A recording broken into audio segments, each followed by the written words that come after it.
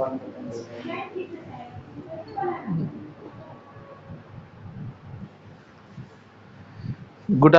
Good afternoon students. कैसे हैं बच्चों? चलिए, उम्मीद करते हैं बहुत अच्छे होंगे।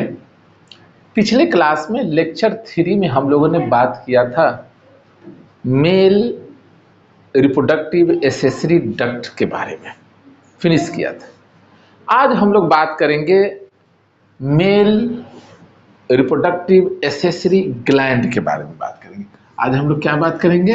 मेल रिप्रोडक्टिव एसेसरी ग्लैंड के बारे में बात करेंगे।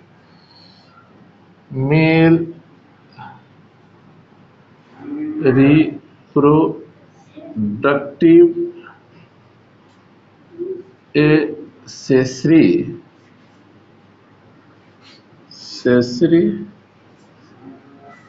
ग्लैंड्स के बारे में बात करें, ग्रंथि के बारे में बात करें। बच्चों, actually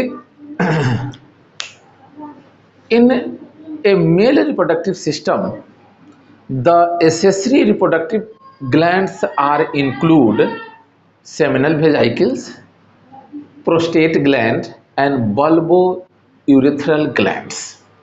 Bulbourethral glands are also called Cowper glands, जो कि हम चर्चा करेंगे। अभी हम यहाँ बात करेंगे प्रोस्टेट ग्लैंड के बारे में। हमने यहाँ लिखा भी है, ध्यान से देखिए। Male accessory glands include following glands, prostate gland, bulbourethral glands and seminal vesicles. Seminal vesicles के बारे में हम लोगों ने पिछले क्लास में ऑलरेडी डिस्कस कर चुके हैं, पढ़ चुके हैं। बच्चों, प्रोस्टेट ग्लैंड के बारे में जानेंगे। ये फिगर देखिए, पिछले क्लास में भी हम लोगों ने बताया था मेल रिप्रोडक्टिव सिस्टम में। ये जो फिगर है ये जो वाला फिगर है, क्या बोलते हैं? सेमिनल वेसिकल के जस्ट नीचे, सेमिनल वेसिकल के जस्ट नीचे जो चेस्टनट लाइक, यानी कि कसैली कहते हैं, चेस्टनट लाइक स्ट्रक्चर है, जो पोस्टेरियरली यूरिनरी ब्लाडर के पोस्टेरियरली वो क्या होता है कि पाया जाता है। और उसकी संख्या कितनी होती है? 1 होती है, 1 होती है, जो कहाँ? बल्बोयूरेथ्रल ग्लैंड के ठीक ऊपर होता है, above the bulbourethral gland and below the seminal vesicles. This gland called prostate gland. These prostate glands are situated just like ऐसा situated होता है जैसे कि वो क्या होता है कि ये यूरेथ्रा के बीचों बीच प्रोस्टेट ग्लैंड होकर बीच निकली है, ठीक ना? Shape and size of prostate gland is just chestnut like. कैसा? सुपारी, chestnut like, chestnut like. Located, पाया जाता है, located at the base of urinary bladder. Urinary bladder के बेस में पता है। और ये इस कितना होता है? ये सिंगल होता है, इसकी संख्या 1 होती है, चेस्टनट लाइक स्ट्रक्चर होता है।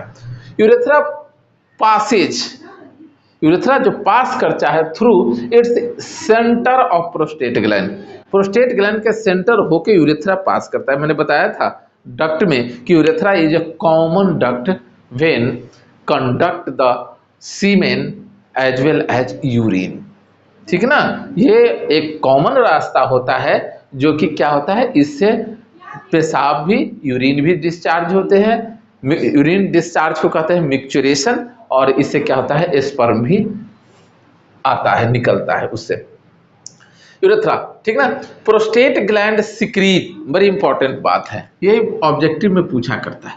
प्रोस्टेट ग्लैंड सिक्रीट व्हाइट, उजला, मिल्की एंड अल्कलाइन। पूछा है क्वेश्चन में कि सिक्रीशन ऑफ, क्वेश्चन में पूछा है कि सिक्रीशन ऑफ प्रोस्टेट ग्लैंड, एक में ऑप्शन में एसिडिक, दूसरा ऑप्शन में बेसिक, तीसरा ऑप्शन में क्या है कि साल्टी, चौथा ऑप्शन में नॉन ऑफ दीज। आपका आंसर क्या होगा? बेसिक। अल्कलाइन का मतलब होता है बेसिक, क्षारीय, ठीक ना। अल्कलाइन और बेसिक से कंफ्यूज नहीं होइएगा, अल्कलाइन का मतलब ही होता है बेसिक, ठीक ना। अल्कलाइन क्षारीय होता है। बड़ी इंपॉर्टेंट फंक्शन है इसका, बड़ी इंपॉर्टेंट रोल है इस बेसिक सिक्रीशन का, अल्कलाइन सिक्रीशन का, प्रोस्टेटिक फ्लूइड का बड़ी इंपॉर्टेंट रोल है।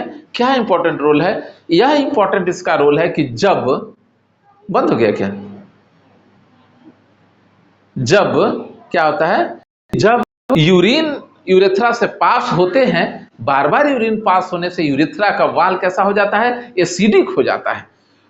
तो वाल एसिडिक हो जाएगा, इसलिए उससे अगर स्पर्म आएगा तो स्पर्म को क्षति पहुंचेगी। इसी कारण से क्या होता है कि स्पर्म के आने से पहले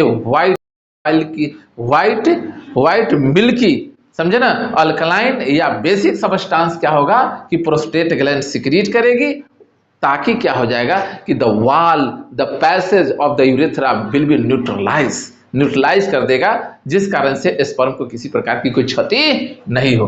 मैंने लिखा है यहाँ पर the prostate secrete fluid which neutralise acidity in the urethra, in the urethra को क्या करे, न्यूट्रलाइज करेगा। इट्स अल्कलाइन नेचर, और दूसरी बात बहुत इंपॉर्टेंट है, अल्कलाइन नेचर क्या करता है, अल्कलाइन नेचर, ये प्रोस्टेट फ्लूइड का अल्कलाइन नेचर स्पर्म को क्या करता है, मोर मोटिलिटी बनाता है, अत्यधिक वो क्या करता है, गतिमान बनाता है, मोर एक्टिव बनाता है, और फिर फर्टिलाइजेशन के लिए भी क्या करता है, हेल्पफुल होता है। तो तीन बात, कितना बात, तीन बात। कौन कौन सी बात? अल्कलाइन सबस्टांस होने के कारण क्या करता है, यूरेथ्रा के वाल को, ये क्या है, क्या हुआ, यूरेथ्रा का वाल है, यूरेथ्रा के रास्ता को क्या करता है, न्यूट्रलाइज करता है। दूसरा क्या करता है, ये व्हाइट मिल्की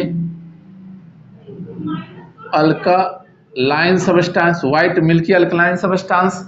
दूसरा क्या करता है कि ये व्हाइट न्यूट्रलाइज करता है। दूसरा क्या करता है, स्पर्म को, ध्यान दीजिएगा, बड़ी इंपॉर्टेंट बात बता रहा हूं, स्पर्म को मोटाइल, स्पर्म ऐसे मोटाइल होते ही हैं, लेकिन और मोटाइल बनाता है, मोर एक्टिव बनाता है। क्या बनाता है, मोर एक्टिव बनाता है।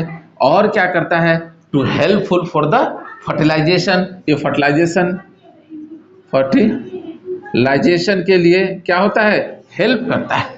समझ में आई, ये कार्य है किसका, ये अल्कलाइन व्हाइट मिल्की सबस्टांसेस का।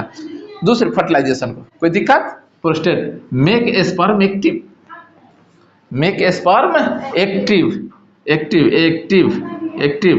मोटाइल बनाएगा, लिख दे रहा हूं, मोटाइल, ऐसे स्पर्म मोटाइल होते हैं, और ओवा क्या होती है, नॉन मोटाइल। क्वेश्चन पूछ चुका है, ध्यान दीजिएगा, समझ में आई ना, पूछ चुका है क्वेश्चन, पूछा हुआ क्वेश्चन है कि स्पर्म इज मोटाइल और नॉन मोटाइल, और both sperm is motile. Human sperm क्या होते हैं बेटा, मोटाइल होते हैं, और फिर क्या होते हैं, ये एक जो होती है नॉन मोटाइल होता है। What meaning of motile, motile कहने का मतलब कि उसमें